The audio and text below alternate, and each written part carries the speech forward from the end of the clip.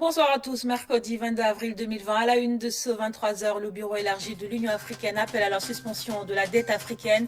C'était lors d'une réunion par visioconférence, rencontre à laquelle a pris part le chef de l'État, Macky Sall. Le Sénégal a contribué à hauteur d'1 milliard de francs CFA dans le fonds spécial de riposte africain. Face à la propagation des cas communautaires, le service d'hygiène poursuit son opération de désinfection nationale. Ces opérations vont se poursuivre dans toutes les régions du pays. Et puis, ces précisions du ministre du Commerce, le riz distribué de bonne qualité selon Aminata Somdiata, c'est le même que l'on trouve dans nos marchés, vous l'entendrez. Mais tout d'abord, ce décret 2020-977 portant nomination des membres du comité de suivi de la mise en œuvre des opérations du force Covid-19. Le président de la République décrète, article 1er, sont nommés membres du comité de suivi de la mise en œuvre des opérations du force Covid-19 au titre des ministères. Maître El Ousseini Khan, directeur général du bureau opérationnel de suivi BOS, représentant le ministère en charge du suivi du plan Sénégal émergent.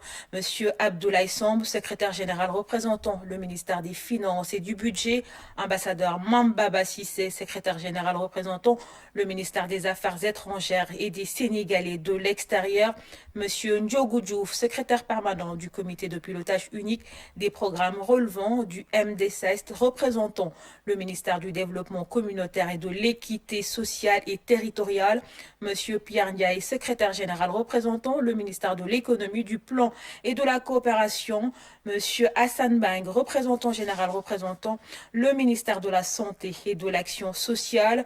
Au titre de l'Assemblée nationale, Monsieur Seydou Diouf, représentant de la majorité parlementaire, Monsieur Toussaint Manga, représentant de l'opposition parlementaire, Monsieur Issa Sall, représentant des non-inscrits. Au titre du Haut Conseil des collectivités territoriales, Madame Lala Echafal, au conseiller, M. Alun Badara Faye, au conseiller, au titre du Conseil économique, social et environnemental, M.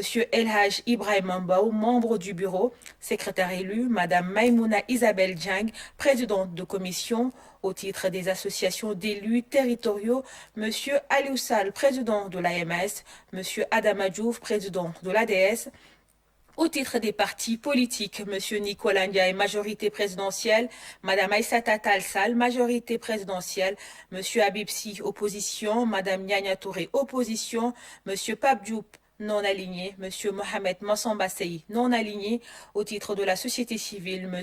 Omar Diop, M. Alassane Sek, Mme Mami Yassine Kamara, au titre du secteur privé, M. Bokarsi, M. Mbanik Diop, au titre des syndicats, M. Mademba Sok, M.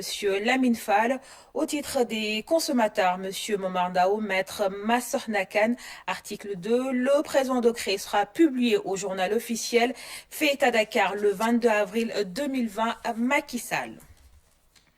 Mise en place d'une task de force de chefs d'État africains pour conduire les négociations en vue de l'annulation de la dette africaine. À cet effet, le bureau élargi de l'Union africaine s'est réuni aujourd'hui en visioconférence en présence du président Macky Sall et de plusieurs autres chefs d'État africains.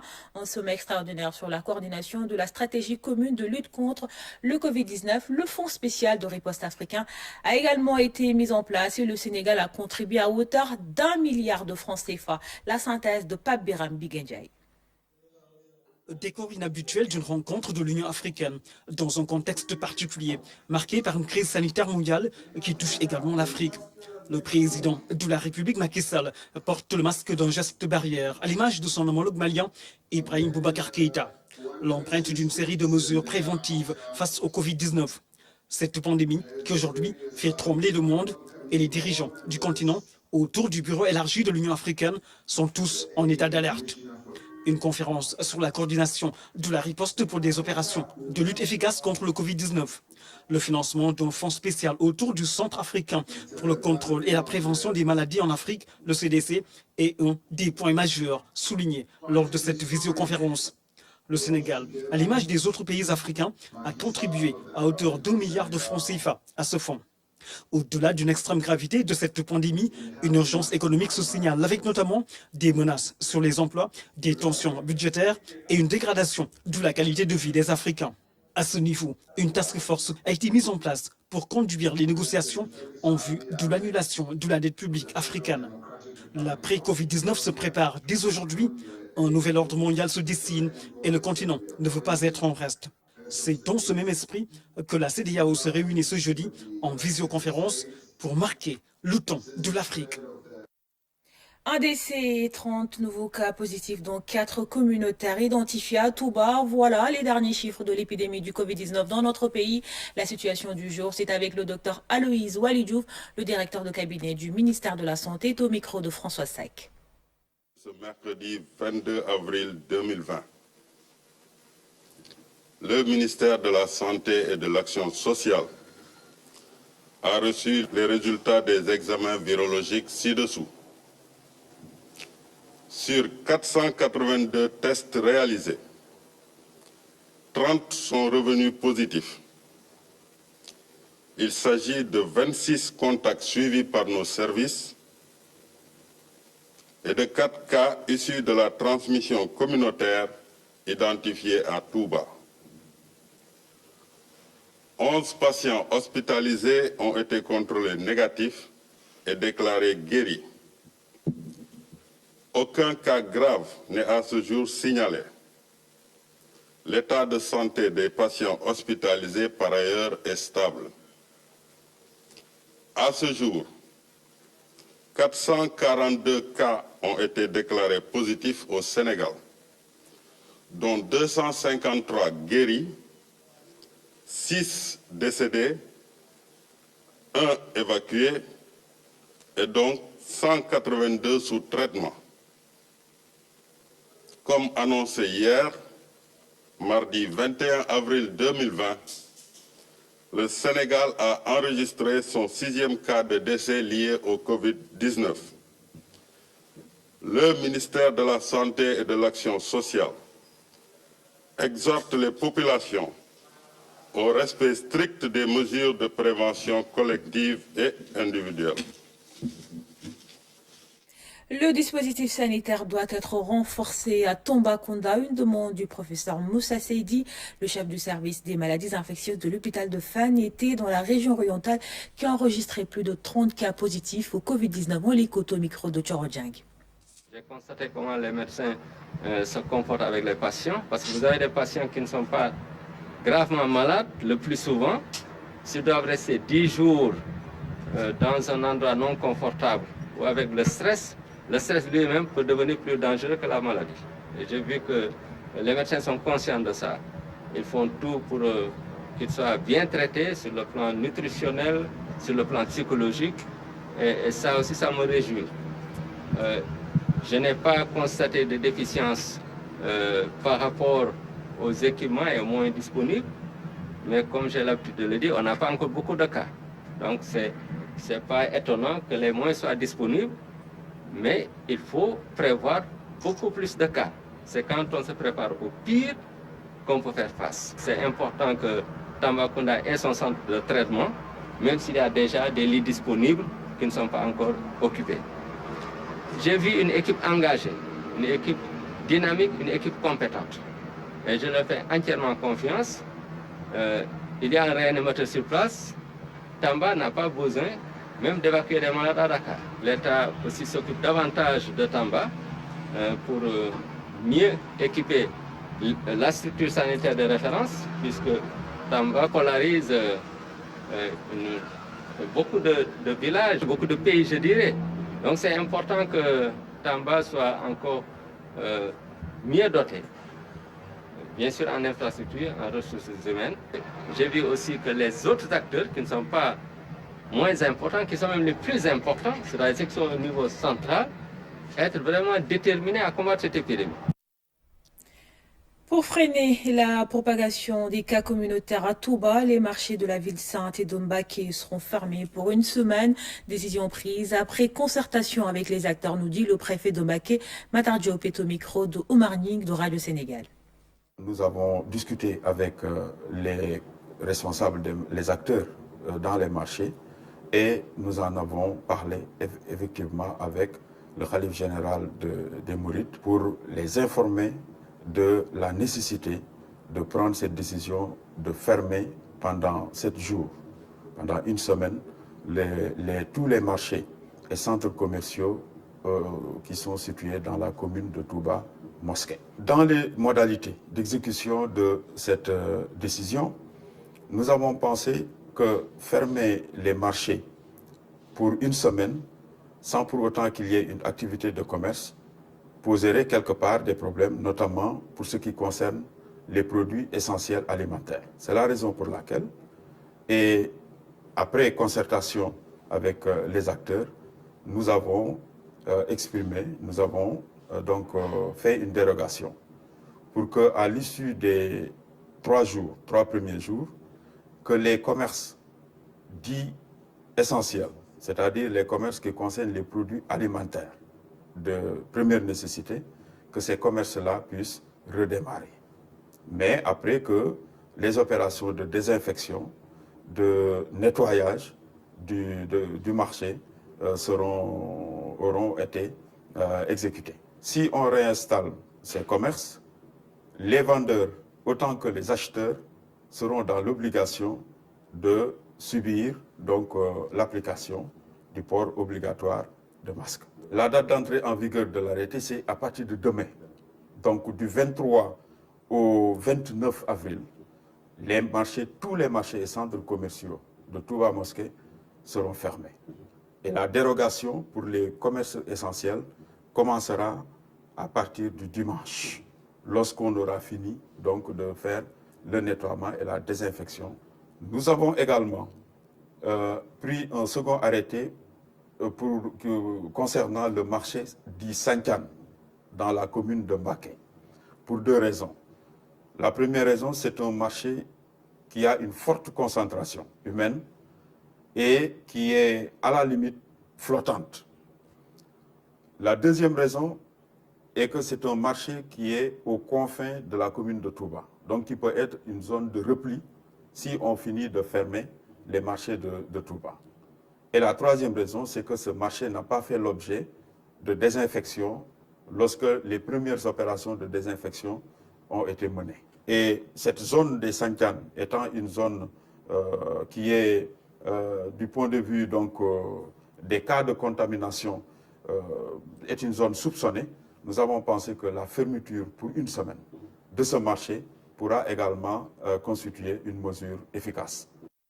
Et les mesures de prévention renforcées à l'hôpital principal de Dakar en cause, la structure fait face à des cas de contamination. Il s'agit d'un malade hospitalisé au service d'orthopédie Fustec et de 2 garçons de salle, nous dit François Sec. L'information a fait grand bruit. Des cas de contamination au Covid-19 sont survenus à l'hôpital principal. Les faits se sont déroulés ce dimanche, aux environs de 16 heures. Il y a un malade qui était dans le service d'orthopédie traumatologie qui s'appelle Fustec pour la prise en charge de fractures graves consécutives à un accident de la voie publique depuis 2 mois. Puis subitement dimanche, il a commencé à avoir des manifestations très inhabituelles et nos équipes ont été suffisamment vigilantes pour les tester très rapidement au Covid-19. Il a été certifié qu'il était victime de l'infection. Dans les heures qui ont suivi, des mesures ont été prises par la direction de la structure hospitalière. Les résultats des examens virologiques sont revenus positifs pour 2 agents de santé. Et il s'agissait des garçons de salle qui s'occupent des soins quotidiens vis-à-vis des malades.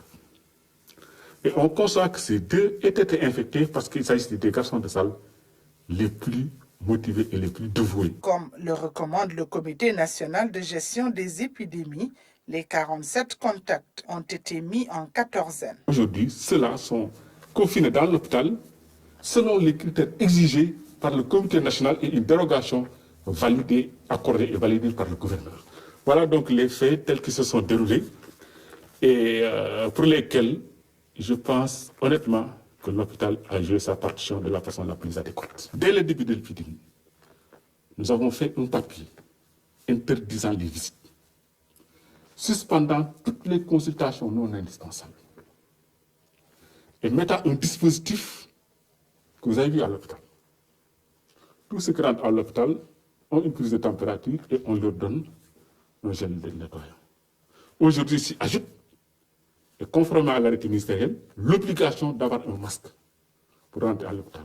Et nous avons même propositionné des masques à la porte de l'hôpital pour les personnes qui auraient besoin de l'hôpital et qui n'ont pas les moyens. Cette affaire montre à quel point la gestion du Covid-19 doit s'accompagner d'une vigilance de tous les instants. Toujours dans la lutte contre la pandémie, le ministre de la Santé a réceptionné un important lot d'hydroxychloroquine venant de la firme pharmaceutique Sanofi. Par la même occasion, la Chine a offert du matériel de protection contre le Covid-19. Youssouf Kaba. Ce don de plusieurs millions de francs CFA, composé essentiellement de matériel de protection, destiné au personnel soignant en direction de la lutte contre le Covid-19. Pour le gouvernement chinois, il s'agit du deuxième don offert dans le cadre de la riposte à cette pandémie et composé essentiellement de matériel de protection indispensable à notre personnel soignant. Par cet acte, la Chine renouvelle à l'endroit de notre pays son amitié et sa solidarité. Je voudrais vous remercier au nom de Monsieur le Président de la République, Son Excellence M. Macky Sall, du gouvernement et du peuple sénégalais. Je voudrais également me réjouir de la forte contribution des entreprises chinoises. La Chine, à travers ce geste, manifeste sa solidarité à l'endroit du Sénégal, avec un seul objectif, vaincre ensemble la pandémie du Covid-19. Dans ce combat, la Chine est très attachée à une coopération sincère et pragmatique avec la communauté internationale. Nous devons continuer à œuvrer résolument en faveur de l'unité et de la solidarité de tous les pays du monde dans la gestion de cette crise sanitaire et humanitaire inédite. À la suite de cette cérémonie de remise d'aide de la coopération chinoise, le ministre de la Santé et de l'Action sociale a reçu un autre don de l'industrie pharmaceutique Sanofi. Nous avons accepté de donner au Sénégal 2200 boîtes de plaquenil, d'hydroxychloroquine, qui correspondent à 66 000 doses en réalité, et pour une première étape. Mais ce que nous faisons en plus à travers notre fondation Sanofi Espoir, qui est la fondation de Sanofi, nous allons accompagner le Sénégal pour renforcer la prise en charge des patients, avec aussi un don de 50 concentrateurs d'oxygène, qui est utilisé pour les patients qui auront besoin d'oxygénation. Vous avez répondu avec énormément de, j'allais dire, volontarisme, de volonté, de cœur à la demande du gouvernement sénégalais. Nous en remercions vivement. Et nous pouvons noter aujourd'hui que Sanofi prend une partie extrêmement importante de la gestion de la lutte, dans le cadre du traitement. Nous savons effectivement que cette molécule a démontré son efficacité dans le traitement du Covid. Et aujourd'hui, je crois qu'avec votre apport, le Sénégal va encore faire des pas en matière de traitement pour augmenter son taux de guérison. Ce médicament hydrochloroquine est utilisé dans le traitement de certains cas de Covid-19. Le laboratoire en fait don à tous les États demandeurs. À cet effet, le Sénégal a reçu ainsi 66 000 doses. Parlons à présent de ces nouveaux équipements pour les sapeurs-pompiers, du matériel qui permet à la Brigade nationale d'intervenir dans plusieurs zones insulaires ou moins couvertes par le dispositif actuel. Ibrahim Adjedjou. Sur le front du Covid-19, la Brigade nationale des sapeurs-pompiers fait sa montée en puissance. 20 canaux de sauvetage lourds, 3 vedettes ambulances, 2 vedettes incendie. C'est la première fois que les soldats du feu acquièrent un tel matériel. Depuis quelques années, les forces armées de façon générale, les forces de défense et de sécurité connaissent une montée en puissance en termes d'acquisition de matériel, en termes également de recrutement de personnel. Et les sapeurs-pompiers ne sont pas en reste. C'est ce qui justifie ce matériel qui fait partie d'un programme de 26 milliards donc, que nous venons de finaliser. Nous avons un autre programme même beaucoup plus important qui est en cours et qui devrait encore renforcer davantage les moyens des sapeurs-pompiers. Ces équipements viennent renforcer le dispositif d'intervention subaquatique. Ils auront en tout cas plus de capacité pour intervenir, mais très certainement dans un premier temps, ils auront l'appui, le soutien et l'accompagnement de la marine, qui a quand même une bonne expérience à ce niveau. Donc ils pourront aujourd'hui intervenir au port de Dakar, ils pourront intervenir également au sud du Sénégal, comme également au nord, à Saint-Louis, dans les zones insulaires, avec des moyens beaucoup plus appropriés. Ce lot permet également au port autonome de Dakar d'assurer une meilleure sécurité sur son plan d'eau. Avec ce dispositif, les armateurs devraient être beaucoup plus confiants, mais tout ce qui tourne autour de l'activité portuaire, il y a des possibilités d'intervention très rapides avec les Zodiacs, non seulement, mais aussi les vedettes incendie et ambulances médicalisées. On est encore beaucoup plus compétitif puisque pour nous, la compétitivité commence par la sécurité. Ce deuxième lot d'équipements destiné aux sapeurs-pompiers leur permet d'intervenir autant sur terre que sur mer et mieux traduire en actes leur devise « sauver ou périr ». Le ministre de l'Intérieur salue l'adhésion des Sénégalais à la mesure qui rend obligatoire le port du masque dans certains endroits publics, une attitude citoyenne qui consolide la stratégie de lutte contre le Covid-19 selon Aly Ngouille Ndiaye. On l'écoute. Depuis lundi, on voit que les Sénégalais ont vraiment adopté en tout cas cette démarche qui consiste à se protéger dès qu'ils sortent de leur maison. Avec les masques qu'on a des fois sur le marché, il faut quand même aujourd'hui qu'on soit aussi vigilant parce que c'est des masques, quand on dit masque barrière, il ne faudrait pas qu'au départ, quand on l'achète déjà, que les germes soient également sur le masque. Là aussi, c'est important pour que les gens sachent où est-ce qu'il faut acheter, comment est-ce qu'il faut acheter. Moi-même, j'essaie des masques. J'ai des masques qu'on avait achetés dans un premier temps. Aujourd'hui, les sapeurs m'ont donné ce masque-là qu'ils ont confectionné dans leurs ateliers. C'est bien, il faut tout simplement qu'on continue à en faire. Et puis l'ASN a sorti une nouvelle norme. Il faut que les gens s'inspirent de cette norme pour faire des masques de qualité et que chacun puisse le faire. Dans un premier temps, l'artisanat a un rôle important à jouer. L'artisanat, c'est les tailleurs du coin. C'est les tailleurs, chacun peut aujourd'hui faire un masque. Ils s'inspirent en tout cas de cette norme pour faire des masques de qualité. Et puis plus tard, le temps que l'industrie s'installe pour faire des millions de masques que nous voulons par jour. Je le disais dans les titres, le service d'hygiène déploie les gros moyens avec l'apparition des cas communautaires, des opérations de désinfection en cours dans les rues de Dakar. Ces opérations qui vont se poursuivre également dans toutes les régions du Sénégal. Salut Sec. Ils sont d'attaque, les éléments du service national de l'hygiène. Ce soir, ils vont mener une opération d'envergure pour tenter d'éradiquer le virus. Le virus est rebelle aux médicaments et aux vaccins, mais il ne résiste pas aux produits de désinfectants utilisés à des doses létales par nos agents. Donc, vous allez investir 6 communes du département de Dakar pour des actions d'envergure de désinfection avec du chloramine et d'autres insecticides. Pour l'occasion, de gros moyens sont utilisés. Au total, 12 véhicules utilitaires mobilisés pour désinfecter le département de Dakar. On va faire une opération de lancement. On va engager 2 véhicules escortés par 4 applicateurs qui vont faire un mouvement de pied ferme jusqu'au palais vers la place de l'Indépendance. Il sera suivi par le détachement en marche avec les véhicules.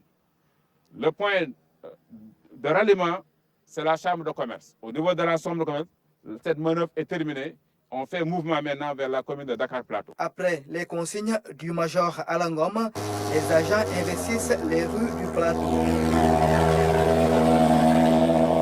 Avec leurs machines fumigènes, ils pulvérisent de produits désinfectants les abords de l'hôpital principal. Sur l'avenue du président Léopold Sédar Senghor, aucun endroit n'est laissé en rade. La voie et autres endroits qui pourraient héberger le virus et toute autre bactérie sont aspergés de produits désinfectants. On souhaiterait vraiment le maximum couvrir le maximum d'espace public. Vous voyez que au niveau de l'espace public, il peut y avoir vraiment des supports qui peuvent vraiment héberger le virus. Et donc c'est pour ça, vraiment nous faisons cette attaque comme ça, un peu à l'aveugle, pour pouvoir vraiment essayer de toucher le maximum de surface, en tout cas au niveau de la voie publique, avec le produit désinfectant. Et si jamais le virus se trouvait dans ces espaces aussi, ça favoriserait son anéantissement. Cette opération, deuxième du genre, pour cette fois-ci, c'est toute la région de Dakar qui est concernée. Depuis que la transmission communautaire quand même a débuté, nous nous sommes dit qu'il fallait vraiment étendre la zone de traitement parce que on ne sait plus d'où venait maintenant le virus, donc ça peut se trouver partout. C'est la raison pour laquelle nous avons vraiment décidé d'étendre les opérations de désinfection au niveau de la voie publique. Donc c'est ce que vous avez vu qu'on a entamé tout de suite. Cette même opération est menée dans des régions comme Thiès et Saint-Louis. et le service national de l'hygiène va l'étendre aux autres régions. Objectif, éradiquer la propagation du Covid-19. En ces temps de Covid-19, tousser ou éternuer peut éveiller des soupçons. Beaucoup de gens hésitent à le faire et font l'effort de se retenir. Pourtant, il n'est pas dit que tous ces éternuements sont forcément rattachés à cette infection. Que fait-on de l'habituel rhume et des allergies? Le déclenchement de ces phénomènes réflexes n'est pas facile à bloquer. Covid-19 interdit de tousser. C'est une chronique signée Omar Diao. Éternuer était franchement jusque-là un acte banal que l'on faisait au beau milieu d'une foule joyeuse qui s'amusait à balancer un cœur à vos souhaits. Le souhait le plus cher aux vivants, c'est de le rester le plus longtemps possible. Or, de nombreux pathogènes qui ne s'attaquent qu'aux organismes vivants empruntent les voies respiratoires pour infecter et ronger les corps. Tousser et éternuer sont devenus trop suspects. Pourtant, on peut le faire sans être malade du tout.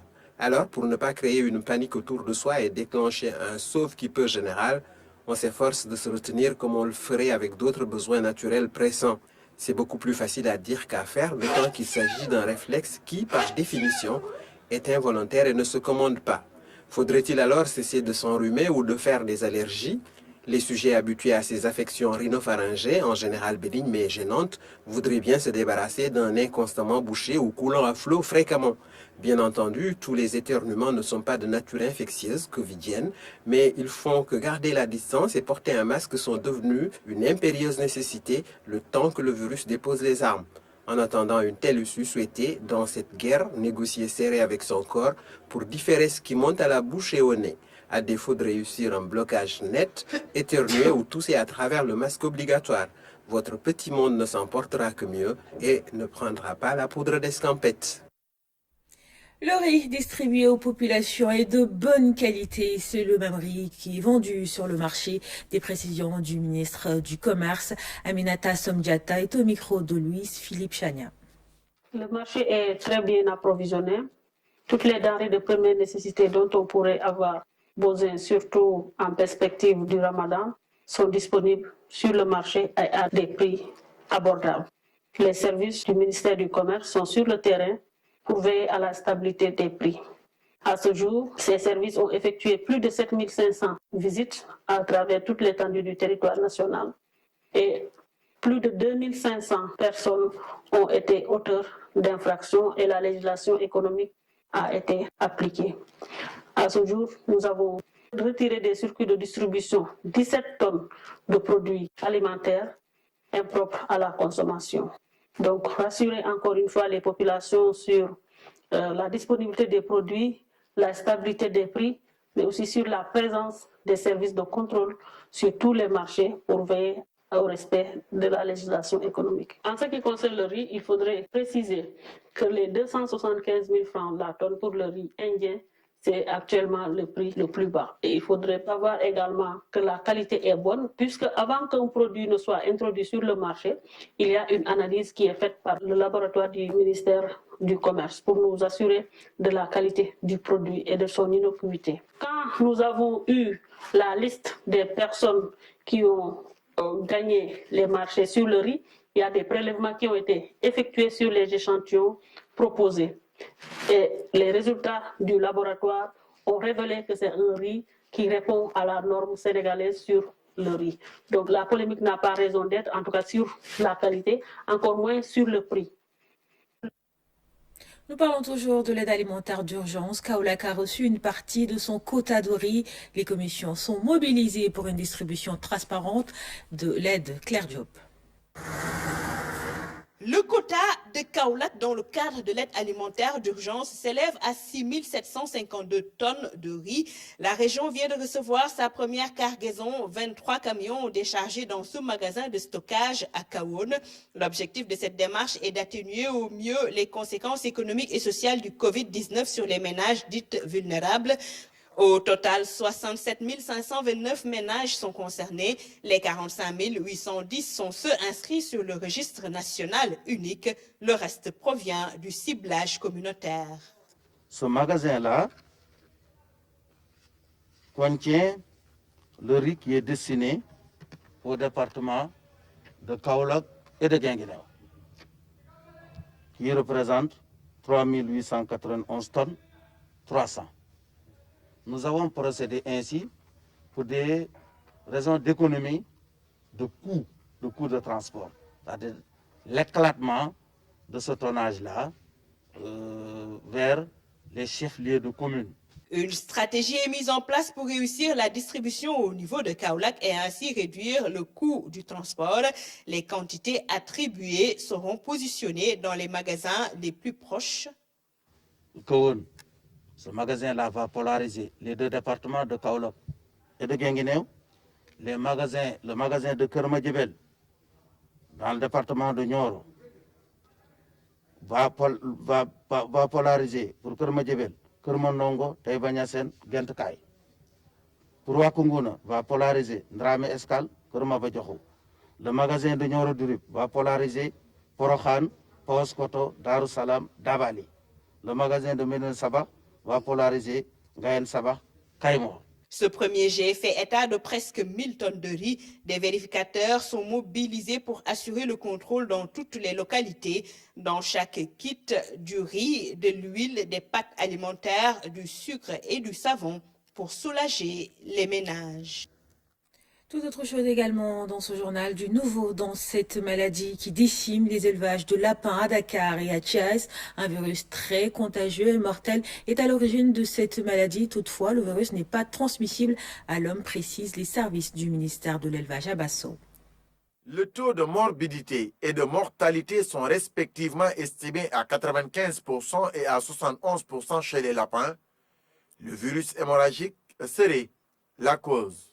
Sur ce terrain, les signes cliniques font penser à une forte présomption de la maladie hémorragique virale. Une forte présomption sur le calicivirus qui ne laisse aucune chance aux cuniculteurs. Ce virus est apparu en 1984 en Chine, 4 ans après en Europe et en Amérique. En Afrique, la maladie est apparue au Bénin en 1995 et au Sénégal en 2020. Quelles sont les mesures barrières pour limiter la propagation de ce virus? J'ai recommandé donc aux éleveurs, aux cuniculteurs, vraiment de mettre l'accent sur les mesures de biosécurité.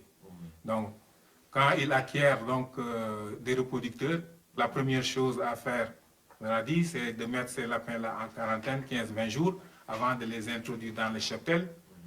Et au niveau même du bâtiment, mettre genre bac ou avec de l'eau de javel, c'est ce qu'on appelle les pédilivres. Et que le personnel ou l'éleveur peut mettre ses bottes pour éviter vraiment de transporter la maladie. Et en cas aussi de malade, qu'il isole le malade, procède donc avec l'appui bien sûr des techniciens à l'antibiothérapie pour éviter les surfections bactériennes, bien que ce soit une maladie virale. Et ensuite, maintenant, les cadavres, on leur a dit, il faut les enfouir entre deux couches de chaux vives ou bien les incinérer et donc les enfouir pour éviter donc vraiment la contamination. Les lapins de la basse-cour des régions de Dakar et de Thiès sont les plus touchés par ce virus à l'origine de la maladie hémorragique du lapin. Déjà, avec ces nombreuses pertes, les techniciens de la santé animale envisagent l'importation du vaccin et la reconstitution du cheptel au grand bonheur des cuniculteurs du Sénégal. C'est de bonnes nouvelles pour les populations de Rufisque. Les travaux de Promoville ont repris dans la ville. Les riverains du boulevard Serigne Mansour apprécient. C'est une vieille doléance qui est ainsi satisfaite à Midi Diop. L'axe routier boulevard Serigne Mansour se trouve dans la commune de Rufisque. Les travaux de Promoville qui avaient arrêté ont repris aujourd'hui. L'entreprise a mobilisé ses équipes pour livrer rapidement le tronçon.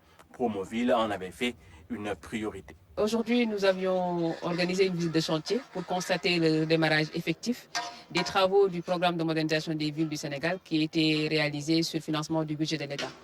Il faut dire que sur l'année 2019, l'État a fait un effort conséquent pour appuyer toutes les dettes qui étaient dues aux entreprises. Donc il y a un budget de 13 milliards 200 qui a été mobilisé sur 2019 et qui a permis de solder toutes les dettes qui étaient dues. Donc en ce moment, il n'y a aucune dette qui est due aux entreprises sur le budget, le programme qui est réalisé sur le budget de l'État. La visite d'aujourd'hui montre un redémarrage effectif des travaux au boulevard Serigne Mansour et dans d'autres chantiers à Rufisque.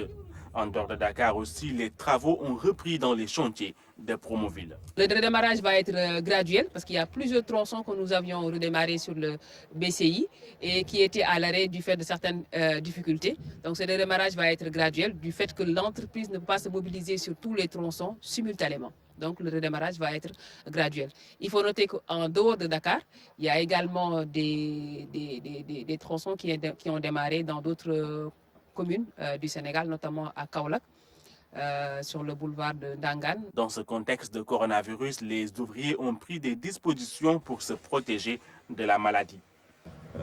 Les ouvriers, ils ont tous des gants.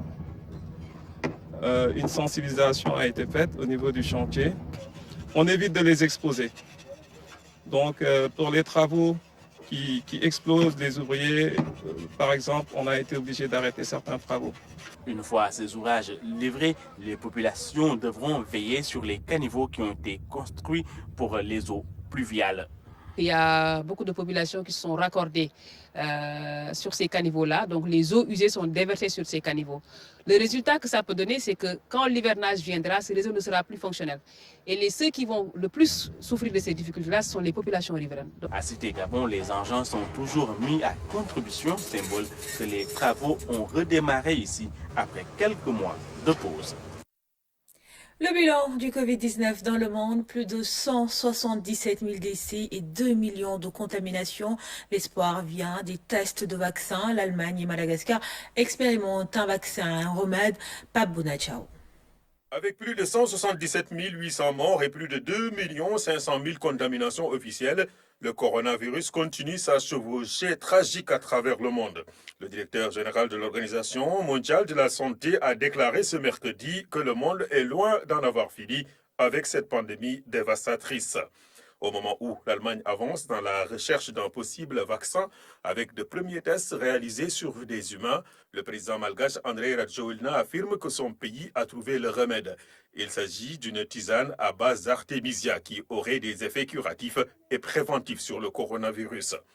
Tous les essais et tests de ce premier remède ont été menés et son efficacité dans la réduction et l'élimination des symptômes a été prouvée pour le traitement des patients atteints du Covid-19 à Madagascar. L'Organisation mondiale de la santé appelle à la prudence et rappelle que pour l'heure, il n'existe pas encore de preuves confirmant que l'artémisia peut prévenir ou guérir la maladie. Le coronavirus, qui selon le Programme alimentaire mondial, pourrait engendrer une catastrophe humanitaire mondiale avec plus de 250 millions de personnes qui seront touchées par la faim d'ici à la fin de 2020. Pays le plus touché par la pandémie, les États-Unis comptabilisent à ce jour plus de 22 millions de personnes mises au chômage.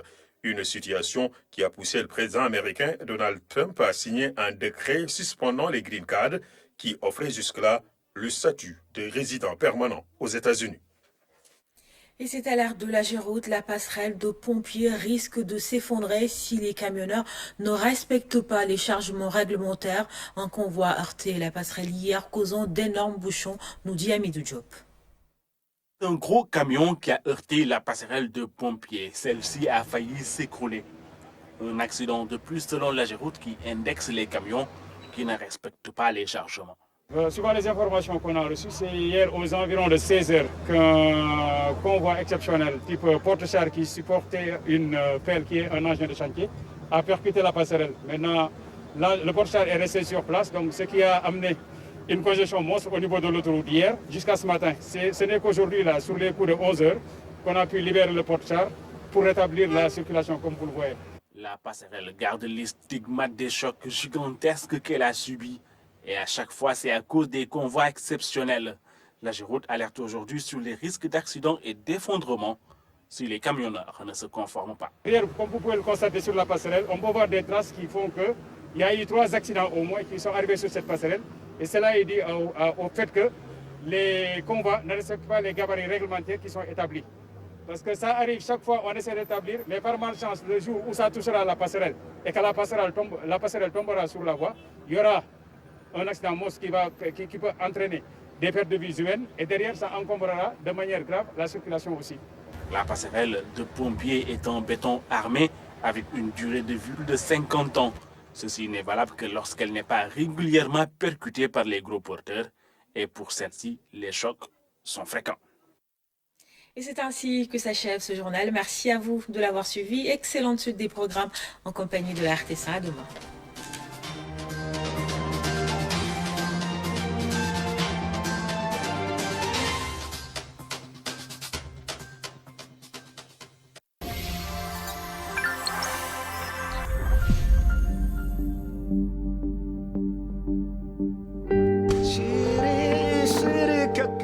يا ماتنا لوينا شير سمدانا يا ماتنا لو منو ما دي واجال كوروم دا وكوروم رن ام سما استوت